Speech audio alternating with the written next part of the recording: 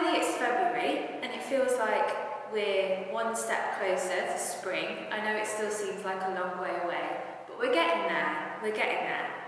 And I really enjoyed looking at the scripture surrounding the Magi last week and uncovering some of the myths that we're led to believe are true, and also looking at the effort that they went through to seek Jesus.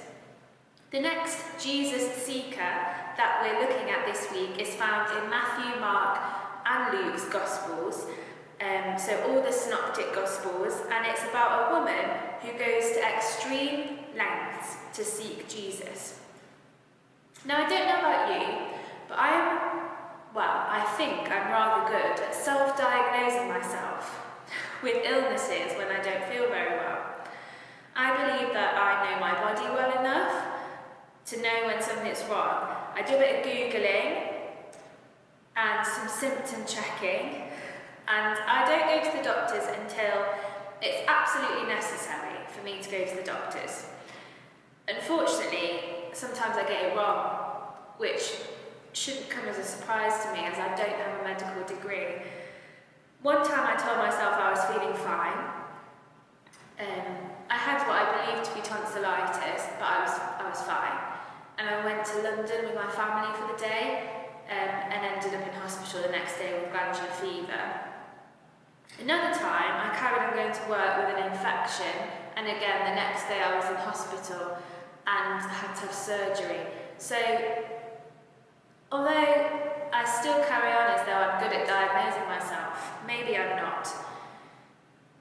Joking aside, we're very lucky and privileged, aren't we, that we can go to a doctor, ring up a doctor. It might take a bit of a long time on the phone, but ring up the doctor, get an appointment, or go to A&E or call 999, and they will work out the best method, hopefully, into how they can treat you, how they can make you better. Now, the woman in the scripture today didn't have that luxury.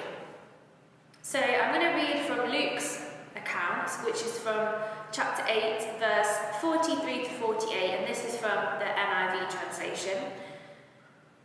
And a woman was there who had been subject to bleeding for 12 years, but no one could heal her. She came up behind him and touched the edge of his cloak, him being Jesus, and immediately her bleeding stopped. "Who touched me?" Jesus asked. When they all denied it, Peter said, "Master, the people are crowding and pressing against you." But Jesus said, "Someone touched me.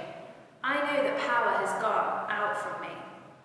Then the woman, seeing that she could not go unnoticed, came trembling and fell at his feet.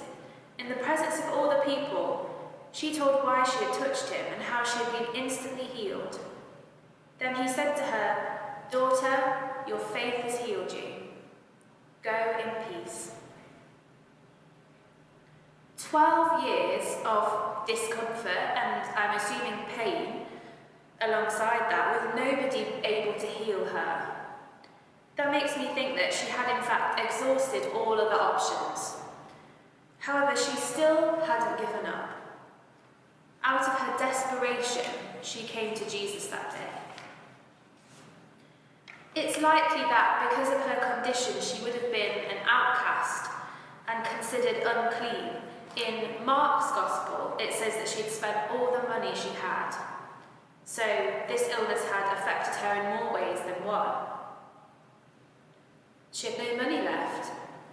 She was turned away by society and was struggling with the condition for 12 years. This story of healing is unlike any other in scripture, because instead of Jesus initially reaching out to heal her, it was through her faith that she was healed when she reached out and touched him. Part of being a Jesus seeker, as demonstrated by this woman here, is that we have to reach out to him. In the scripture, Jesus was on his way to bring a child back to life, the daughter of a synagogue leader, an important man, and was surrounded by people.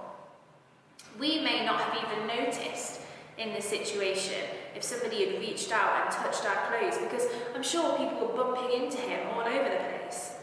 But he stopped. He stopped to speak and recognize someone who was an outcast. Could you imagine how she was feeling? I'm guessing she was scared that he was going to be angry with her. It took a lot of courage and bravery for her to reach out to Jesus, particularly when there were so many people around them, but he stopped. She had the bravery and the courage and the faith, and he stopped. And he said to her, "Daughter, your faith has healed you." If we seek Jesus in faith, he is there for us too. He's not in a hurry. He calls us his daughter or his son, and he restores us.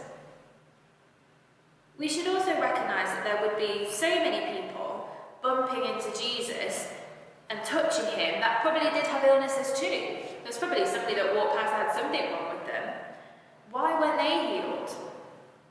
The difference was that this woman intentionally reached out and touched Jesus, knowing that she would be healed from it.